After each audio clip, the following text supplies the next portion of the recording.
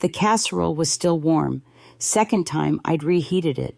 Mark unfolded the electric bill and asked, "Did you forget to pay this?" I looked at him, not angry, just tired. "I paid that, like I've paid everything else, for 30 years. He blinked like the words didn't register. "I thought you always handled that stuff. That stuff, the mortgage, the groceries, the kids' dentist visits, even the gym he never set foot in." "You know," I said quietly, "your name's not even on the account. It never was." I walked past the vacuum he never touched, opened the hallway closet, and pulled out a black binder, receipts, bank statements, little notes in his handwriting. "Can you cover cable this month?" I set it on the table, looked him in the eye. "This isn't just dinner, Mark. This is what silence paid for, and I'm done paying. My name is Linda. I'm 65, and for 32 of those years, I was married to a man named Mark. We weren't flashy or dramatic. We were just steady. Split-level house in Ohio, 2 kids, 2 aging cars, 1 yellow lab who shed like it was his job. Mark sold insurance. I handled everything else. I clipped coupons, packed lunches, filed taxes, paid bills. I knew the due dates better than my own birthday, but I never made a big deal of it, because I believed that's what love looked like. You care quietly, you hold things together, and somewhere in the back of my mind I thought, he sees this, he notices, but the cracks, they don't come loudly, they arrive like whispers. 3 summers ago, at a neighbor's barbecue, Mark leaned over and said, "Linda doesn't really handle money stuff. I take care of all that." He was holding a beer. I was holding the potato salad. He didn't flinch, didn't correct himself, didn't even glance at me. I smiled, like I hadn't heard it. That night, after the dishes were done and the kids were asleep, I poured myself a cup of tea and opened the spreadsheet I'd updated for 17 years. Then I color-coded the last 6 months, not for him, just to remind myself I was still here. And that's when I felt it, a shift, quiet but permanent. Because if a man can forget the hands that held his life together, his lights, his home, his name on the loan, what else has he forgotten? And what happens when the one who remembers starts looking a little closer? I found something a few weeks later, not big, just revealing. A few weeks after that barbecue, I was looking for our property tax papers, just routine stuff. I opened the filing cabinet, 3rd drawer down. Same drawer it's always been, except this time, something slipped behind the folders.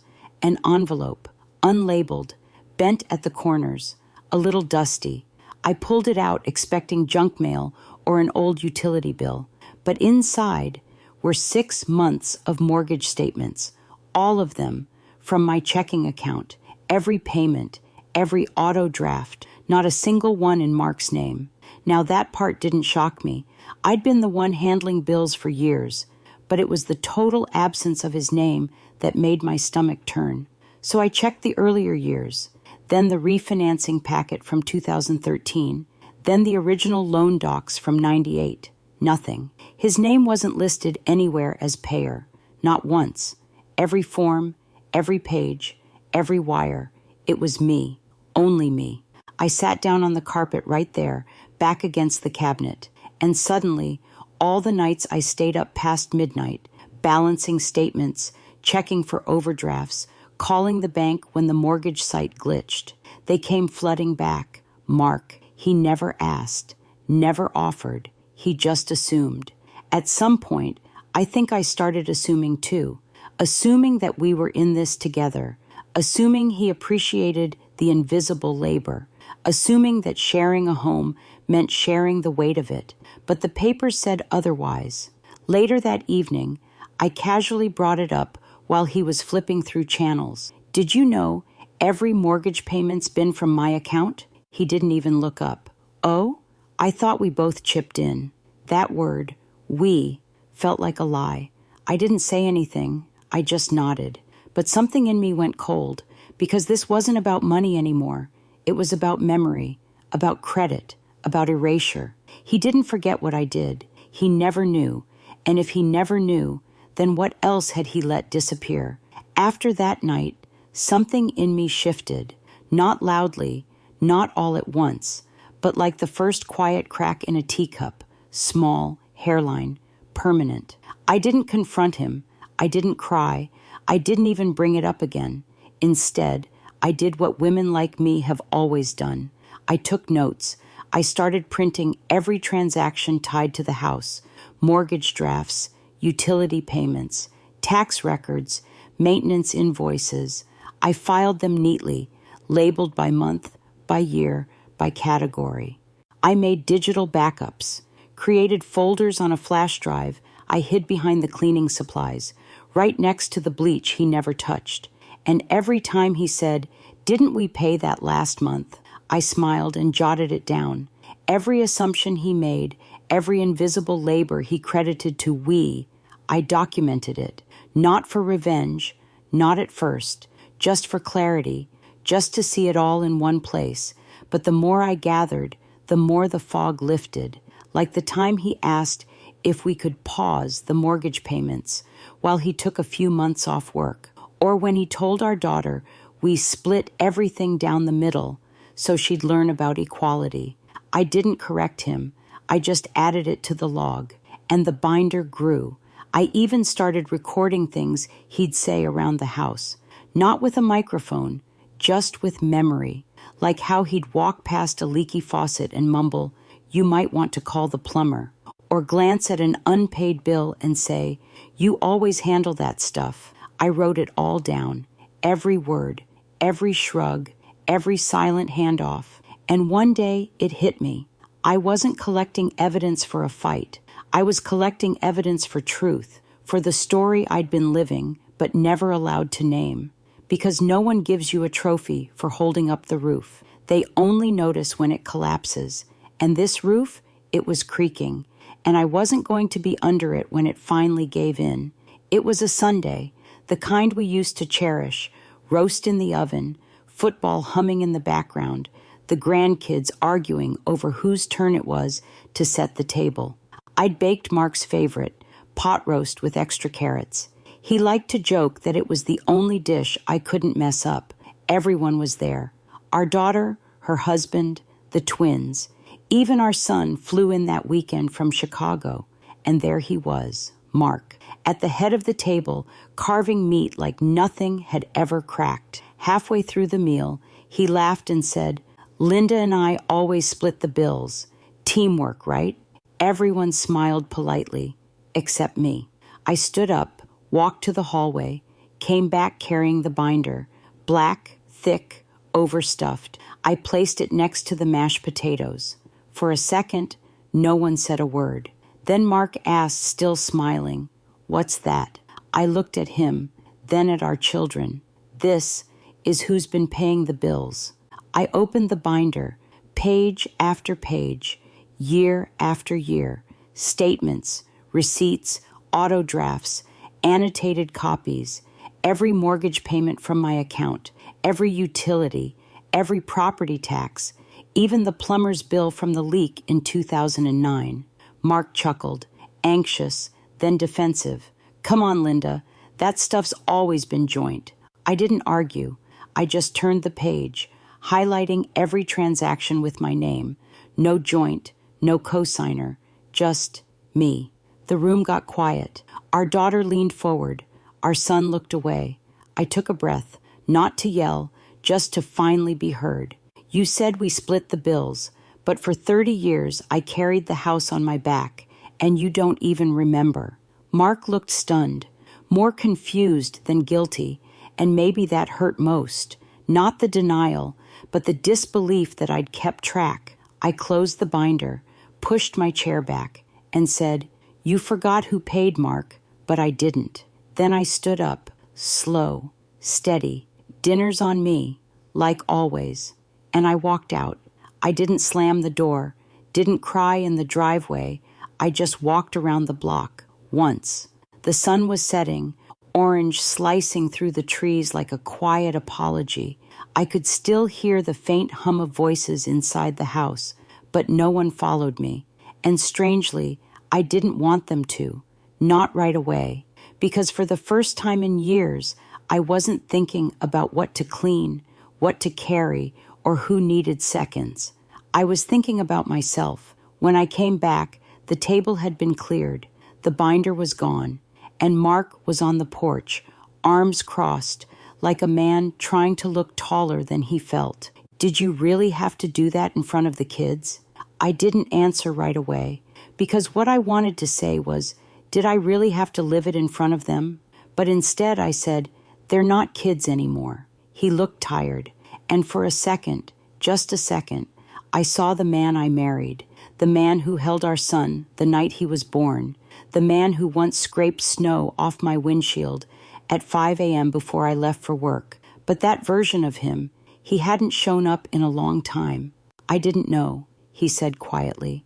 "I just thought it all worked itself out." I nodded, because that was the problem. It had worked itself out.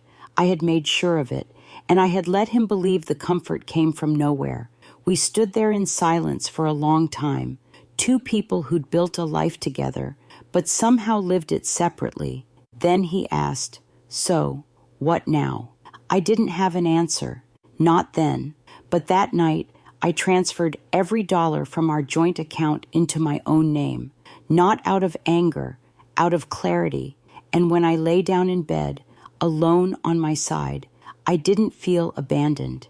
I felt weightless, like I'd been holding my breath for 30 years, and finally exhaled. The morning after, I didn't make coffee, not out of spite, but because for the first time in years, I wanted to know what the silence of a kitchen not serving someone else felt like. Mark had already left for a walk, or maybe just to avoid me.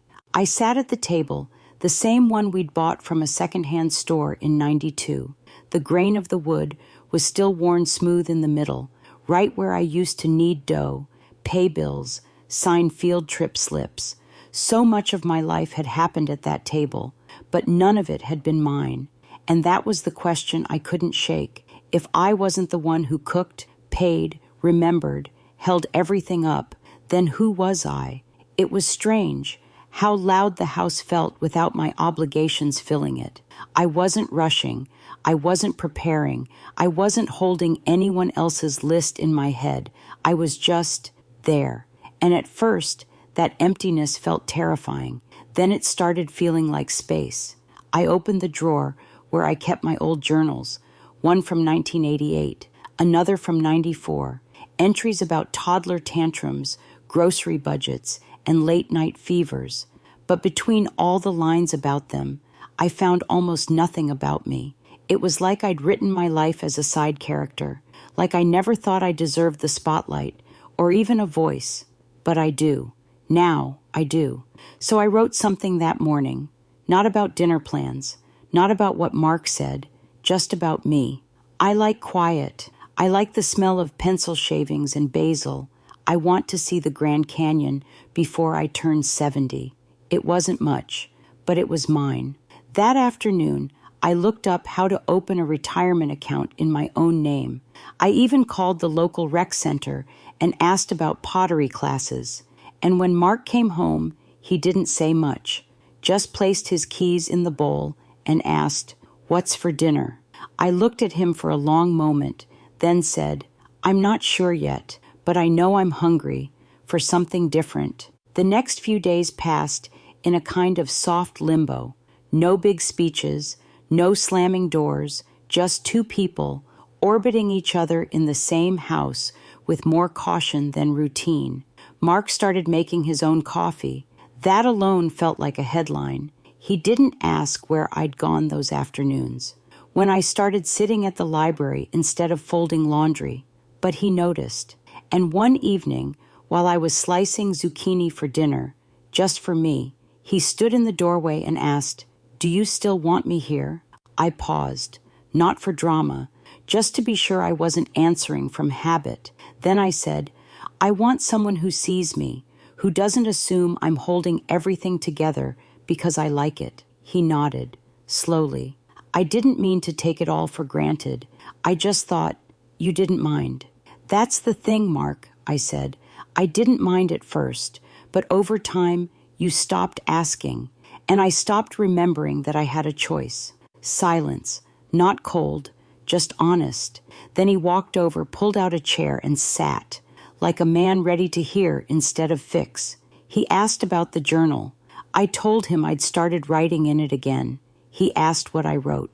I said, small things, what I want, what I never said, what I forgot to want. He didn't flinch, didn't defend. He just listened.